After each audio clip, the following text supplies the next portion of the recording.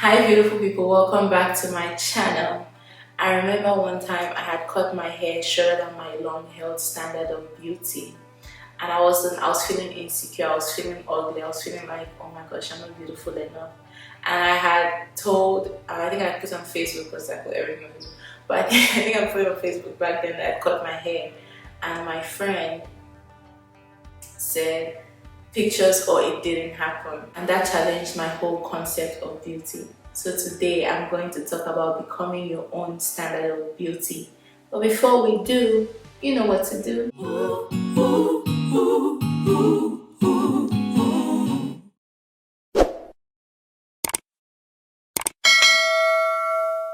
If you've listened to my other video on, I think it was heart versus head in emotional healing, I speak about how I feel like I do not meet the standard of beauty.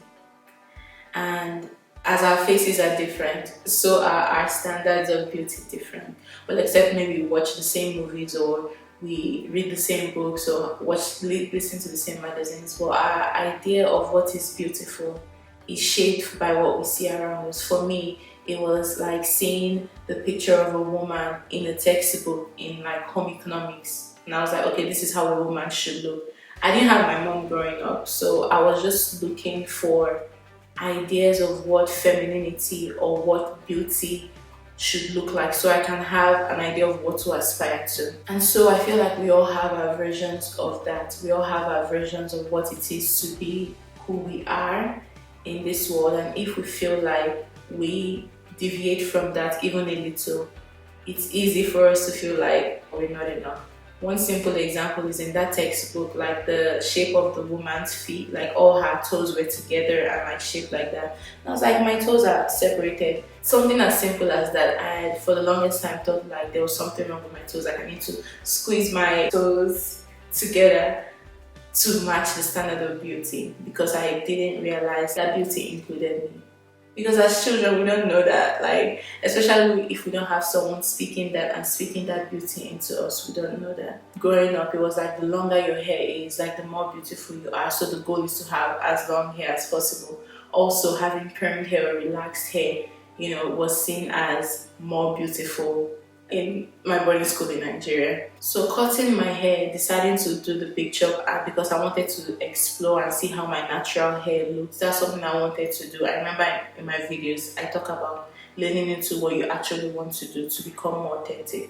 But yeah, I decided I wanted to cut my hair just to see like how my natural hair is, because I never really knew how my natural hair was longer than like this length. So I cut my hair and it just rose up all these insecurities in me. I was looking in the mirror, I was like, objectively, like I don't see that I'm ugly, but at the same time, I'm not matching my standard of beauty anymore. So by deduction, does that mean that I'm no longer beautiful? So that was the question that was wrestling inside of me when my friend said pictures or it didn't happen.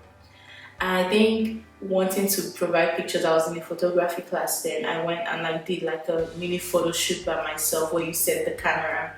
And just like doing that and looking at the pictures, I was like, wow, like this is beautiful, like you are beautiful, like this suits you well, right? So it wasn't until I did something that I feel like only beautiful people do that it changed my mindset. So for me, for you to take a picture of yourself, that means you already know that you're beautiful. So me taking a picture of myself was telling myself, okay, this is how we're going to feel about ourselves. So what is it that you feel like only beautiful people do? What is it that you feel like is the special right of people who are beautiful? Like if I was beautiful enough, I would be confident to do this. If I was beautiful enough, I would do this. Go do that, because you're reparenting yourself to see yourself as beautiful. I have a video on reparenting, and it might not just be an action, like something you just go and do out there. It might be like, how would I feel about myself if I was beautiful? Feel into that more. Start feeling about yourself that way. Decide that you are beautiful. Decide that you are your own standard of beauty. From the earliest time I can remember, I've always wanted to be like someone else. I was never quite satisfied with who I was. I never considered me enough. I was always seeing and aspiring to the beauty in others, but I was invisible to me. I always heard their voices, but I was silent to me. I never saw me in the context of Millie, different, unique, made beautiful in her own way. No, I always had to be as pretty as someone else, as tall, as short as someone else. If enough always means someone else, then of course I'll never be enough. But maybe that's not enough. Maybe I was supposed to look like me, talk like me, be me. Maybe this me is intentional, and maybe I was supposed to be just as pretty as me. And I hope listening to that and listening to this video just opens up a new possibility for you. Be curious. What if I am beautiful? Like, what are the negative beliefs I picked up in my childhood about my beauty are actually lies? And this applies not only to beauty, but to your uniqueness, to your personality, to who you are as a person. Many of us try to fit ourselves into what we think we're supposed to be. But I hope you know from watching this video that who you are is enough, and who you are is exactly who you're supposed to be.